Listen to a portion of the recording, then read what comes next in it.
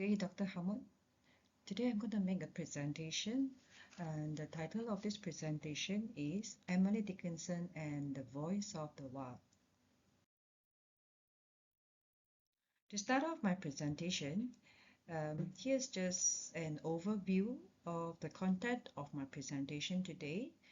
I would begin with a background of Emily Dickinson, after which I will touch on her unconventional style of writing, and it will be followed by how Emily Dickinson's usage of her own instincts when it comes to creating the poems in her collection. And after that, I will move on to talk about how nature is depicted in her poems, and after which I would complete this presentation with a conclusion. In this presentation, I would like to demonstrate how Emily Dickinson resists anthropocentric views in her poems, and how she is able to embrace eco-consciousness. In other words, she is actually speaking for the non-human elements of the natural world. So let's begin with a brief background of Emily Dickinson. She is no doubt one of the greatest female poets of America during the 19th century. At the era during her time, poetry is considered a literary form which is only for men. And for any women who want to write, they will be called poetess. Actually, it is a derogatory term where it is used to indicate the trait of women who, although they write poem, but it is already labeled that they do not actually have the talents as great as men. We know that Dickinson's life, she is a very introspective by nature, simply because of her isolation from the outside world, where she had very little interaction with other people, except for her own family members and her close friends. Her life was a rich one, where, well, it's considered rich though. She spent a lot of time on her own, especially in the surroundings of nature, and of course also with her family and friends. So which means her life was marked with intense great sense, as well as a lot of spiritual experiences. So joy, pain, triumph, and disaster are all in her works, recorded in her works, mainly through the words in the poems, as well as the letters that she wrote to her friends. So she had a very unique style of writing poems, and this unique style revolutionized the American poetry, breaking away from the traditional forms and strict conventions. So her innovative way of writing in that language and structure very much influenced the future generations, the subsequent generations of poets. Now, it is this Dickinson style that embodies the shift towards modernism in the American literature since 1860. Hi. Before we look at how Emily Dickinson's used her instincts and her unconventional way of writing, we would first look at her non-conformist style, which I have actually earlier presented in class. So I'll just briefly run through again. One of her unconventional style is her tendency to use punctuation, as well as she is also very innovative in terms of using dashes to be able to create the pauses and the rhythms in her poem. She also wants to create a level of ambiguity so that she can encourage her readers to explore different ways of interpreting her poems. Another of her innovative style is also capitalization, which for her it is able to give elevated effects to some of the words that she used in her poems. Okay, we can now look at Dickinson's instincts, her talents, the aptitude that she has in writing her poem. So she has developed this capacity of observing, analyzing, and judging natural phenomenon with a very scrutinizing mind. She does not conform to the Emerson's transcendental view or philosophies with very fixed or preconceived notions.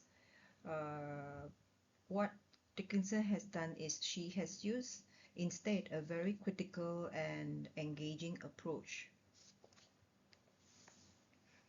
All right, in her poem Within My Garden Rides a Bird, she observed how amazing the bird, which has the capability to fly. The hummingbird in her poem has the spokes which make a dizzy music. In another poem, Nature is What We See, she reviewed the human inability to represent nature and the importance of human wisdom in comprehending or expressing something very simple in a sincere way. So in the poem, nature is what we know, but have no art to say. So impotent our wisdom is to her simplicity.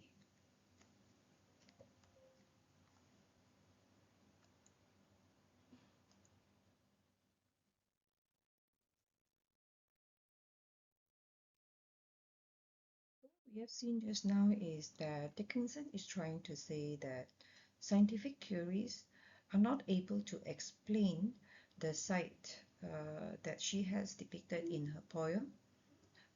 Science cannot demystify nature. Right, next we move on where Dickinson scrutinized with diverse lenses.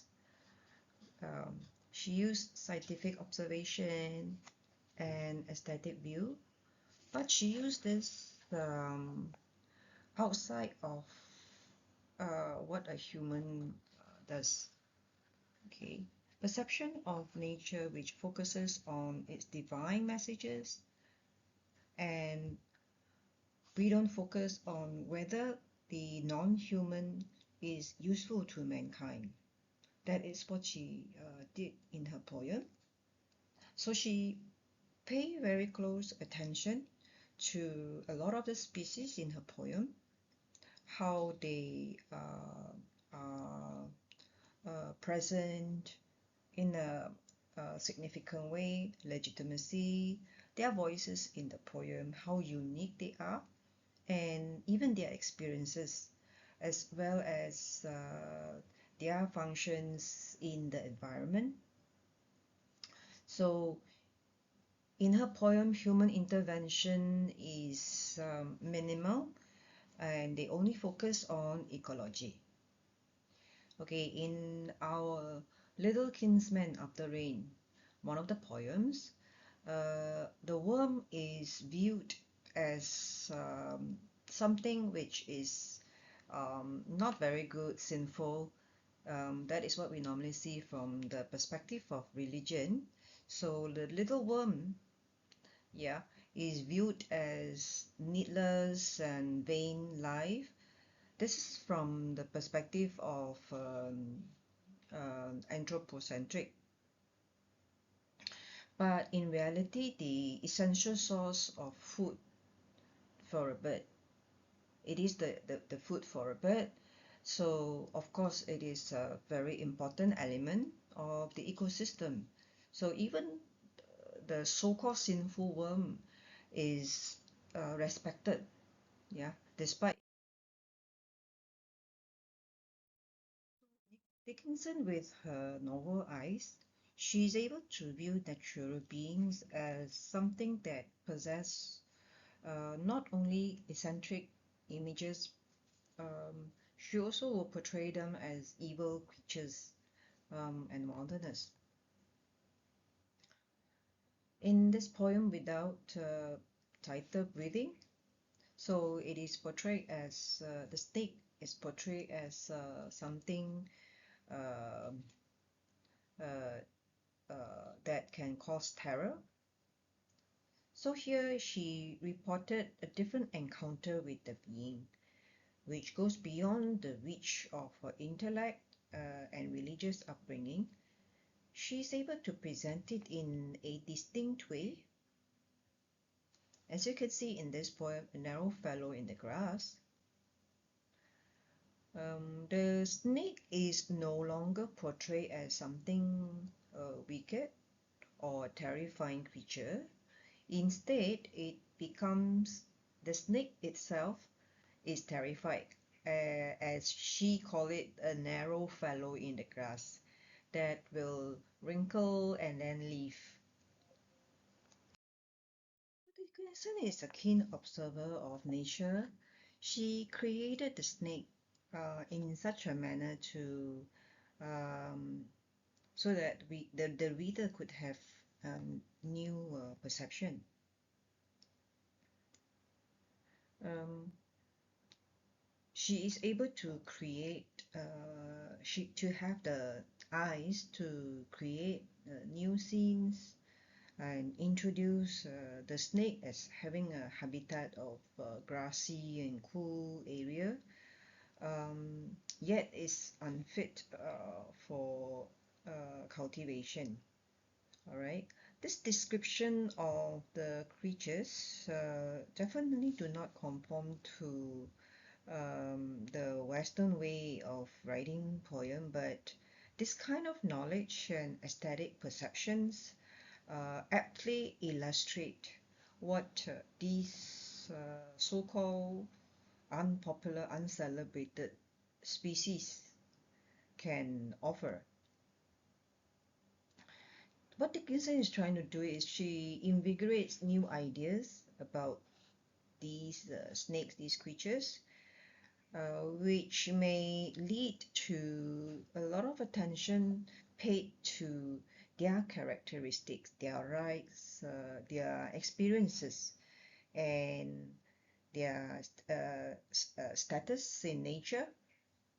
So, in a way, humans learn to see themselves as being um, with these creatures, or humans are among the living things in nature, instead of seeing themselves as above these creatures.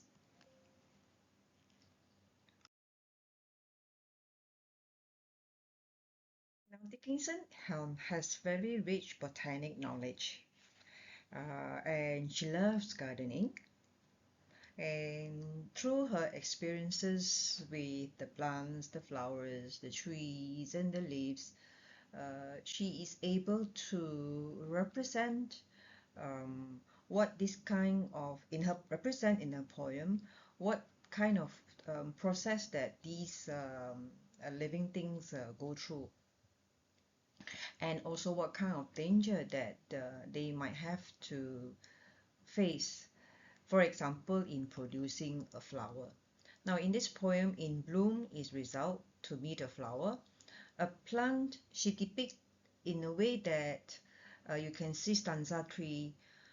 A plant has to pack the bud, oppose the worm, obtain its right of dew, adjust the head, um, elude the wind, and even escape the bees. Yeah, so that if they don't do that, they cannot survive. So her conservatory and her garden, so these all give her the inspiration to write her poetry.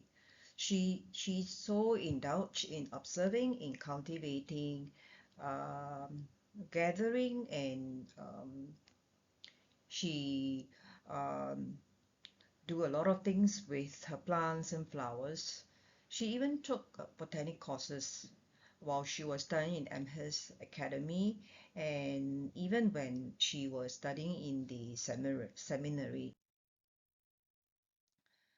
Now, with um, Dickinson's instincts in writing such poem, uh, we would like to see, or rather, I would like to illustrate how nature is depicted through the eyes of Emily Dickinson in her poems.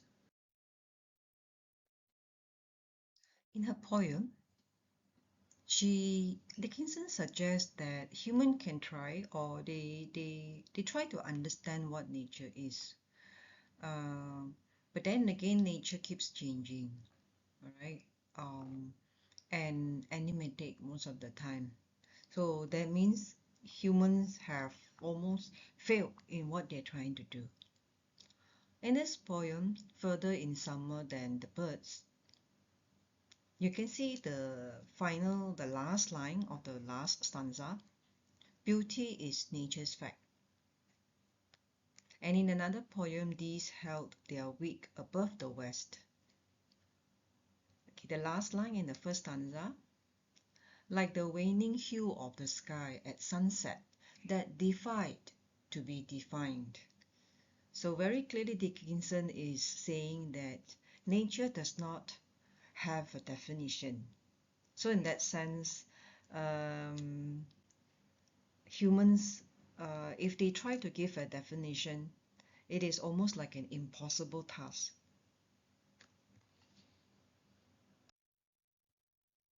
Moving on, nature should be perceived aesthetically, imaginatively, and ecologically. So she does not perceive nature, Dickinson does not perceive nature only from the theology point of view or the scientific point of view. Because she often describes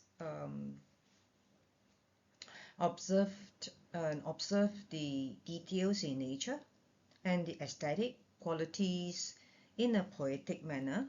She doesn't hint of any kind of mastery in terms of explaining the concepts in nature.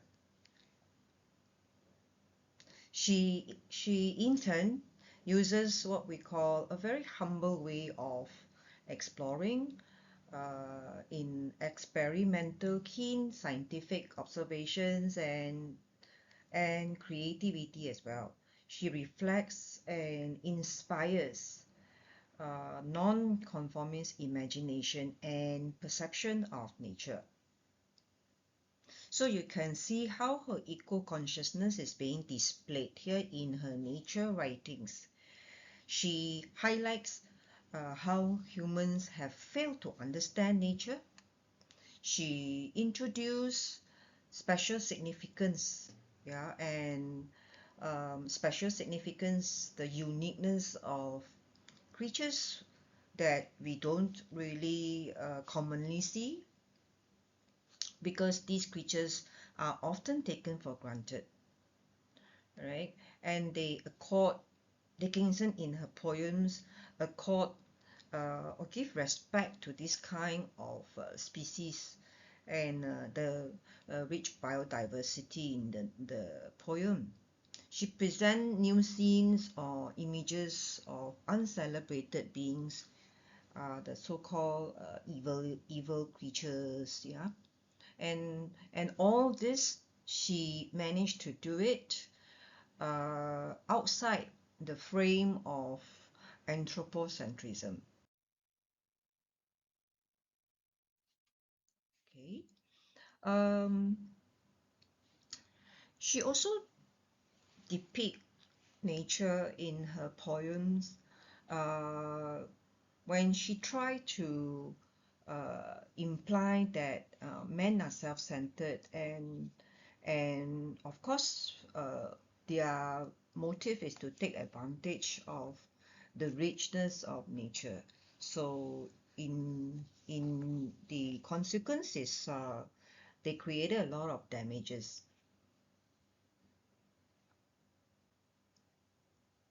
In this novel, in this poem, I robbed the woods. You can see from the first stanza, Dickinson described the trusting woods, the unsuspecting trees, which of course the victims. So here Dickinson challenges the anthropocentrism of deforesting or that eliminates some species when men think that they are actually not of any more benefit to them. So at the end of the poem, Dickinson questions, yeah, what will the solemn hemlock, what will the oak tree say? So the trees are, of course, resources that are exploited by mankind. Here she gave them a voice, as you can see how she questioned, how she raised that question. So it triggers us to rethink the destruction that human beings have brought, yeah, and destroy the forest, not actually realizing or not wanting to give trees the right to exist.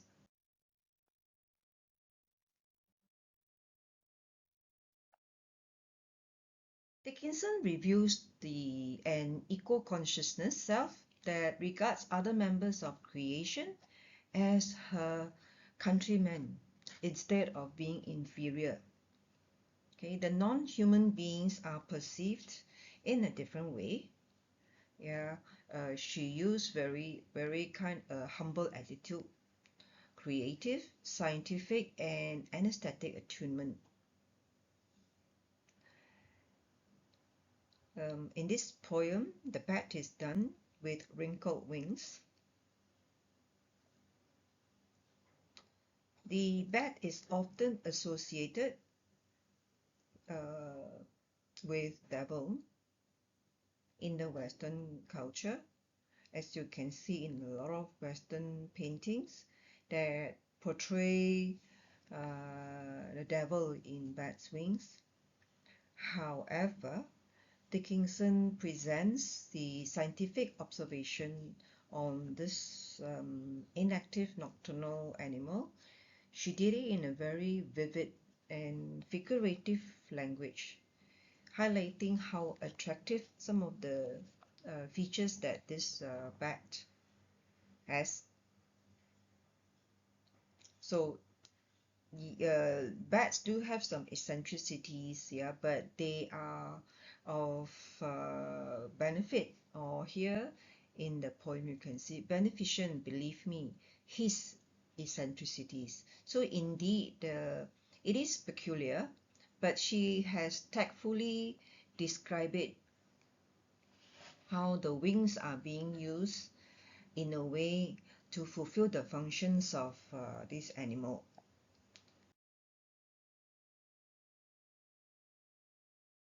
We see in her poems how she depicts special traits of this kind of non-human beings that in a way would downplay or diminish the superiority of humans.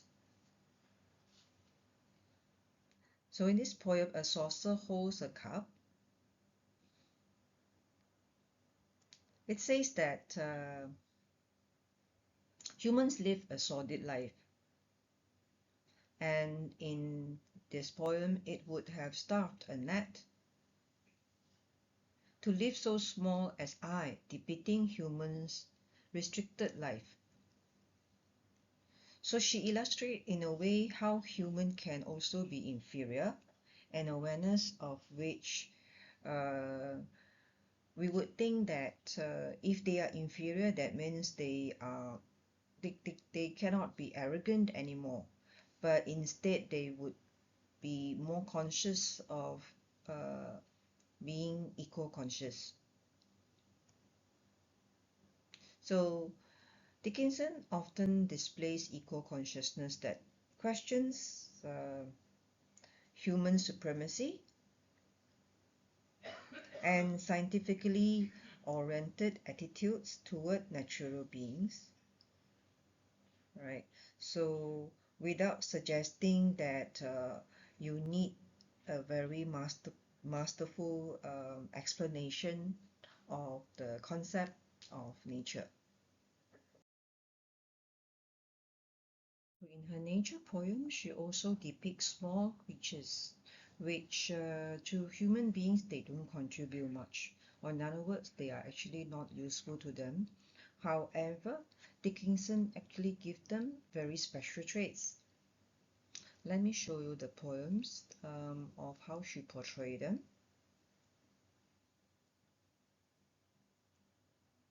In A Saucer Holds a Cup, right, you can see in the second stanza where the squirrels could be heartier than we. And in another poem, there is A Languor of Life. Again, these little creatures are mightier. Here is shown here the butterfly upon the sky. As I have highlighted, 1, 2, 3, 4, 6, in the line 6 and higher, I believe. So the butterfly is higher than those of the human beings. So she exhibits how she admires also the squirrel, who leads a very simple life, they are very satisfied easily, even when they have a simple meal of just a loaf.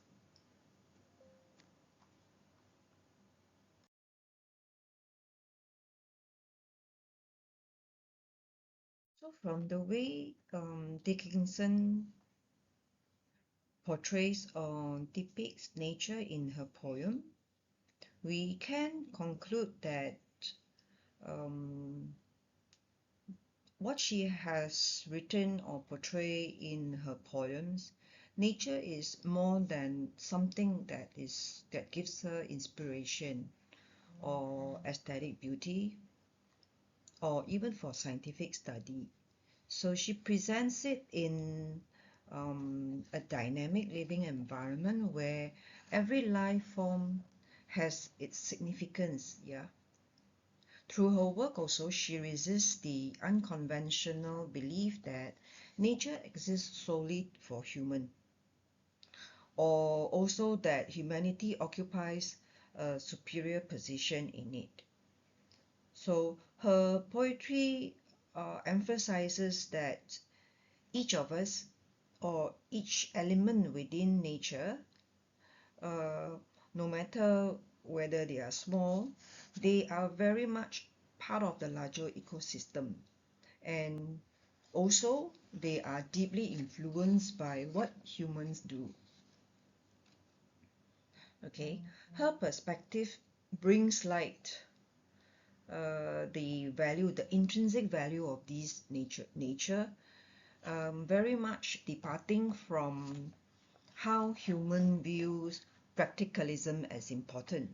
So she amplifies the voices of nature, which we often overlook. So this she's trying to urge readers to respect the non-human inhabitants of the earth and also to recognize their worth beyond human exploitation.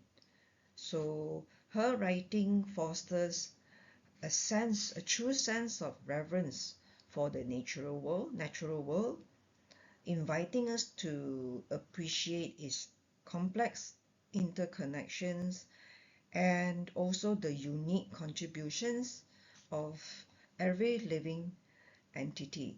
So with this, I would want to say that through her poems, she managed to give a voice to all the non-human things in the natural world.